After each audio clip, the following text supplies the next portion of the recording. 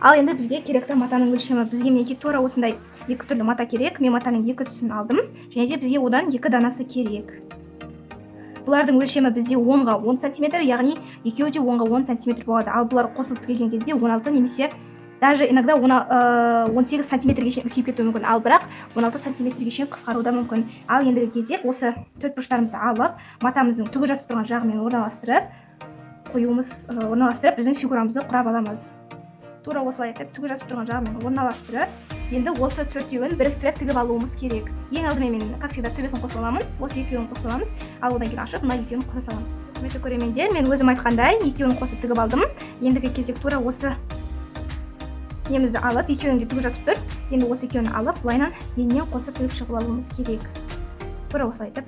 Ал мінекей құрметті көрермендер, мен өзім айтқандай тура осылай етіп қосып тігіп, ендігі кезек арқасынан үтіктеп басып алдым.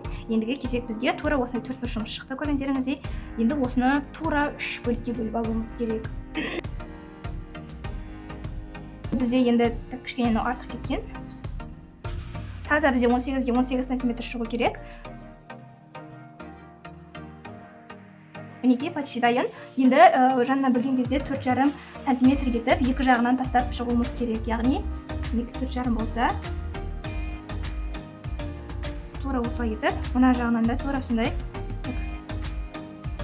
4,5 см етіп бөліп алып, енді тура осындай ұзын сызық түсіреміз.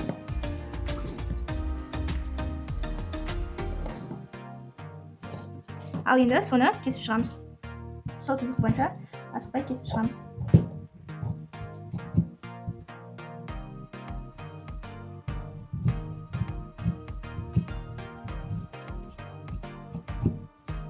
Ал мінекей дайын, тура осылай шықты. Так, ендігі кезек не істейміз? Ендігі кезек біз тура осылай етіп, тағы да 4,5 етіп жанынан бөліп алуымыз керек.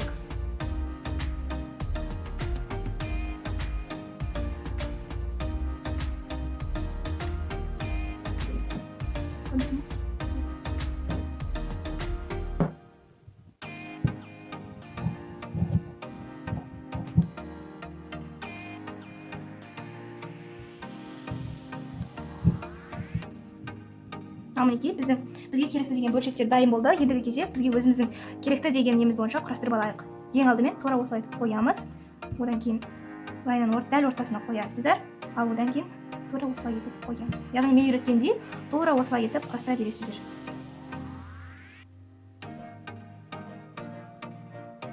Мінекей бізде тура осындай құрақ пайда болды. Ендігі кезек ең алдымен мынау жанында тұрған екі бөлшегімізді қосып тігіп аламыз. Ал мінекей бізде ортасында қосып алдық. Ендігі кезек тура осылай мына ортадағы сызығымызды ортадағы сызыққа дәлдеп, оң бетімен беттестіріп, енді мына бетімен қосып тігіп алуымыз керек. Құрметті көрермендер, мен өзім айтқандай тура осылай етіп қосып тігіп алдым. Ендігі кезек бізде тура осындай төрт бұрыш шықты. Бұл төрт бұрышымыздың өлшемі бізде өзім айтқандай 16-ға 16 см. Көргендеріңізде 20 см мата тігіліп, тура осылай етіп әдемілеп құралып, ендігі кезек бізде бұл 16 см құраққа айналды. Сабақ сіздерге ұнаған болса, бізге подписка жасап, лайк басуды ұмытпаңыз. Бүгінге осы.